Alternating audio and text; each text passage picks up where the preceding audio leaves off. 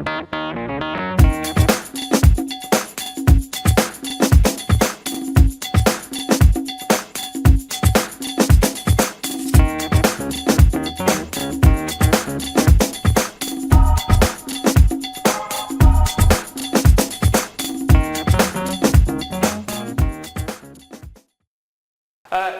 you for inviting us here today.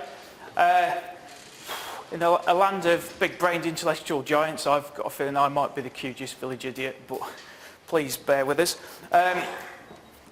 We've been using QGIS for about 15 months now, so we're very much at the beginner stage, and we're very much an end user, so any top tips you can give us as we go along, that'd be great.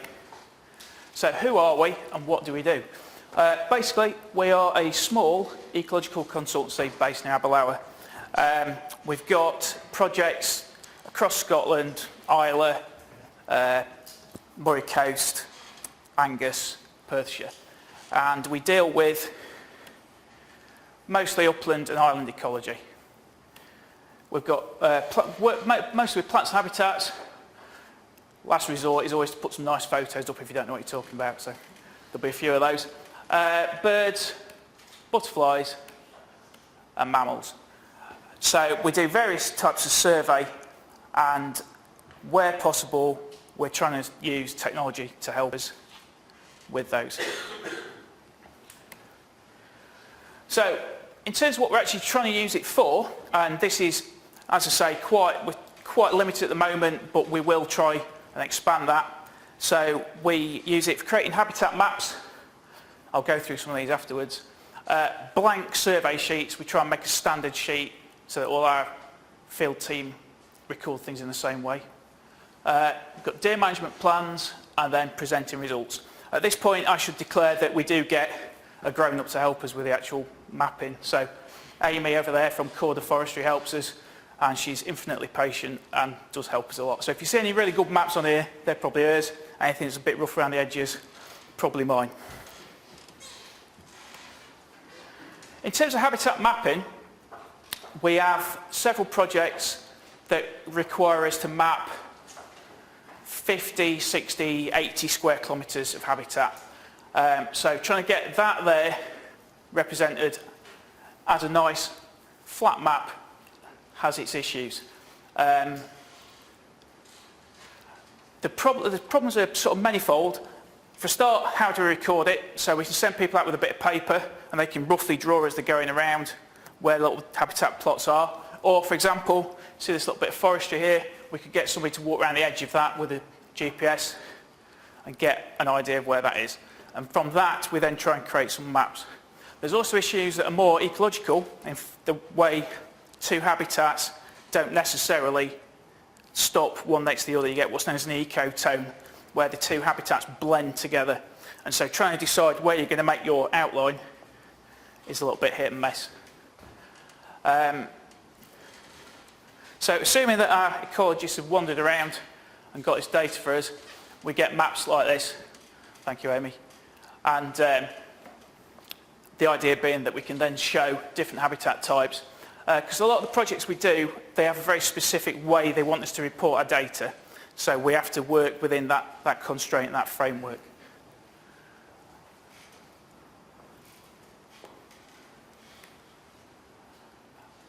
We also have to do things called habitat plots. So these are literally a stake in the ground with a 2 metre by 2 metre plot next to it, which we have to be able to find every year. We can't paint the posts, because if we paint the posts, people will walk up to them and see what they are and trample the ground. We don't want the ground trampled, and we have to put them quite low into the ground. That's not an actual plot built like that. So we then survey those, take the string up, leave this in the ground. Then next year, somebody else has got to try and find that again. So we need to mark them on GPS and then return to them, hopefully. That's the theory. Doesn't always work. We do lose a few. They get kicked out of the ground by deer, just disappear as well. So again, they're just plotted on a map like this. Now, there's more we could do with this. We could perhaps attach a photo to each one, so you can go on and look at the photo of each plot, maybe an extra photo that gives it more in context, so before the survey goes, they can look and see what the features are around it. We've looked at trying to create routes, so uploading a route between several of these onto a GPS unit so that the surveyor can walk between them. Not sure about that, because certain people like to walk the hill in certain ways, and if you start dictating to them which way they're going to walk, which way they're going to go, it doesn't necessarily work. Some people like to do all the high stuff first, get it out of the way, then walk downhill for the rest of the day. Some will think, oh, I don't like that big hill, I'll leave it till the end. So it's almost personal preference. So we haven't got any further with that, but there is the potential to put those into a track and send it to the GPS unit. We do butterfly surveys. Now this is based on kilometre squares. So our survey sites get divided up into K-squares, and we have to visit each K-square on nice sunny days 3 times in the summer in Scotland. So that's not always as easy as it sounds. Within those, we have to then walk 2 parallel transects of a kilometre, either north-south or east-west, and they have to be repeatable. So again, we need to know where those transects are so that we can walk them and then replicate the results. So that's what the survey form looks like. So each one of these here is a 200-metre section.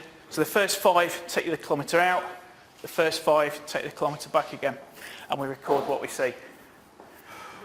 Now, although we use that methodology for recording them, at reporting level, all we have to do is establish that those species are within that K-square. So as long as we've found them once in that K-square, we can report them as there. Now, there is a very useful plugin, which I believe you had to talk about in previous conferences, called TomBio. And TomBio is brilliant in that you give it the grid reference or the centre grid reference of that square, and it will produce nice K-squares. You can do it circles if you want, but it does a square to show presence. This is possibly the best bit of kit we use in some ways, because it just saves so much time. We can just put all the species and a grid reference into an Excel spreadsheet, upload them into this plugin, and it produces these maps. Otherwise, someone's got to go and draw little squares around all those. In terms of survey sheets, during the summer, we can have up to 20 seasonal workers working for us, and we need to make sure that they all record everything in the same way each and every time and every site they go to. So to try and facilitate that, we give them all standard survey sheets. The idea being they'll then fill them in the same. Doesn't always work, but that's a human issue rather than a mapping issue. So we use the Atlas tool. So this is our site, and we create an atlas over the top of that, and each one of those maps is a 4K square, and they're numbered. So it gives us the opportunity to then say, somebody needs to go out and do map 3 again, map 5 again, whatever, so we can always track where we are with those. So to give you a rough idea of what they look like, you come up with something like this. I've chopped the edge off so I can write some stuff down the side. So it's standard. We put things like the name, what survey and the date on, just to encourage our surveyors to tell us who they are and when they did it. And it's got grid references, so hopefully they can start finding their way around the hill. You probably can't see this, but each of these squares is then subdivided. So that's a K-square, and then it's subdivided into 500 metres. I'll explain why in a minute or two. So for birds, each of those K-squares gets divided into 4. And you have to walk around those 500 metre parts in between 20 and 25 minutes, and you've got to go within 100 metres of every point within that square. So different surveys do it in different ways. Some will go very straight, turn 90 degrees, walk straight again, do it again. But depending on the contours, they may do it differently. The idea being that by covering all of that within 100 metres, you should find everything within that square. The reason GIS is good is because you get maps like this that are really scruffy. This is one of mine. because I've got terrible handwriting. You probably can't show up very well, but there's birds written on there, there's scruffy lines around there showing which way I went. I've scrawled the times on and that is the sort of standard we get. And then they get rained on, they've been in your pocket all day, and they don't look great. So we then have to plot that into GIS. Now we've tried uploading the GPS tracks as we go, and it's had limited success because it loads the tracks. If the surveyor's forgot to turn the GPS off, it's also got the track while they've driven the truck all the way home again that needs editing off of it, or we have issues where they forgot to turn it on at some point, or its battery's gone flat, so it doesn't always work. So that's why they also manually record their track on a sheet at the same time. We actually found it was easier to record the routes onto GIS manually afterwards for this reason. Also, again, this is probably something somebody can tell me how to do later on in the pub, but as we load the GPS tracks, it seems to create a separate layer which then all need merging into one. You imagine you've got 5 surveyors, 5 days a week, doing 50 square kilometres. That's a lot of things that need merging together and tidying up. So at the moment, we've just got belt and braces, and we've just drawn them on. We have been using the GPS routes as a training aid, though, to make sure that the surveyors are writing on the map where they think they're going, and then if you compare that to where they're actually going, it's sometimes quite interesting to see they weren't quite where they thought they were, at least during the training phase. Another thing this gives us the opportunity to do is if we fatten the line, so that line's 200 metres across, we can see if we are covering the squares to the standard we're supposed to be. So in theory, to go within 100 metres everywhere in those squares, there shouldn't be any gaps. So this one's not bad. There's a few little bits there that haven't quite made it, but that's the general idea. And again, so as part of a training aid, we can help our surveyors see how well they're covering the ground. So after all those survey sheets are coordinated and made into something nice, you can see that these are all our bird species. They all have a 2-letter code, which the British Trust for Ornithology are standard codes for, and so you can see where the birds are. Again, this is just the standard we have to report against. Need a demo, so I need 3 volunteers. It's 3:30, you're all thinking we're getting almost got out of this. I need 3 people to come up here now, please. Otherwise it's going to be horrible. No, where's 1? Fantastic. 2, 1 more. I'll pick somebody in a minute if not. Right, 3, great. Okay, right, so I need you to stand there. You can stand over there for a minute. You're not required just yet. You can stand just there. Right, all you've got to do now is pretend to be a Skylock. I'll give you a bit of help. Yeah. Right, so I'll give you a bit of background. So it's sound work on this? So basically, these 2 gentlemen here are going to be singing Skylocks. And I'm a surveyor, so I'm looking for them. So you don't really have to sing, it's all going to be all right. So if we can just have a bit of background noise.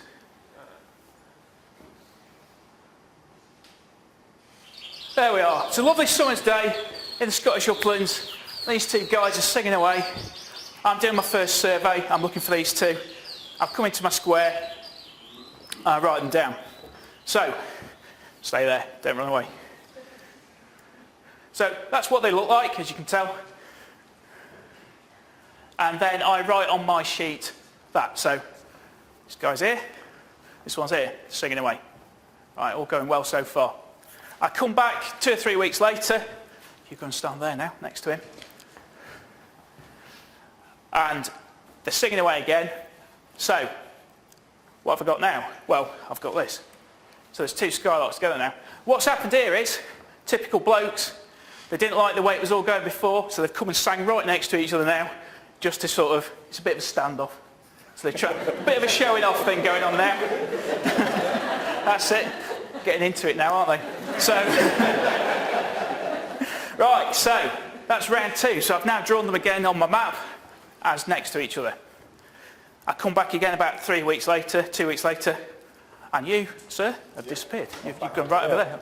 Now, this is where you come into play. So I now find there's still 2 Skylocks. We don't know what's happened to him. He's disappeared somewhere. Or has he? Or are these the same 2 Skylocks? I don't know this. So I'm right yet again, I write down there are 2 birds as I come to my sheet. Okay? So, final bird survey round now. Hello, what's going on here? There's 3 of them back now, so all 3 of them are singing now. What turns out last time, this guy's pulled. So last time we were out, he was sat on a load of eggs. So he was busy because he'd found himself a mate and he was busy feeding the chicks, sitting on a nest, whatever, so he wasn't available. This time, chicks have got a bit older, he's back to having a little sing when he gets up, and so we've now got 3. So, if you'd like to all sit down again, thank you very much. Well done. So now, I'm required to produce a single map of those birds and what's happened. Now, if I was to just use the merge facility in QGIS for those 4 letters, I would end up with this. Now, that's a lot more Skylocks than were actually there. So, this is where we can't use the facility as it is, and it needs a bit of interpretation. And there's nothing we can do about that, it's just the way it is. So, if you imagine now, if I reported this, and I'm saying there's what, 2, 3, 4, 5, 11 red-listed Skylocks on this bit of land, I'm giving a very different impression to what there are. The reality is there's possibly 2, but then I did see 3 at the same time, so the best I know is there are 3 there. So this is where we have to be very careful that we don't just try and use some of the facilities in QGIS to make our life simpler, because it actually doesn't. So imagine that on some of these sites we're seeing 80 or 90 Skylarks. The reality is, you times that by 4, we could have far too many. So this stuff, we have to actually manually go through the data and do that ourselves. And I don't think there's a way around that, because that's just the way it is. So, to summarise, we're still quite new to this, and we are coming at it very much from an end user perspective. I should declare at this point, I used to be an IT programmer at one point, but I got out. I call myself a recovering IT programmer now. So I come to things like this. The guy who did the parallel process, they go, oh God, that's really good, that is. And then I remember why I left.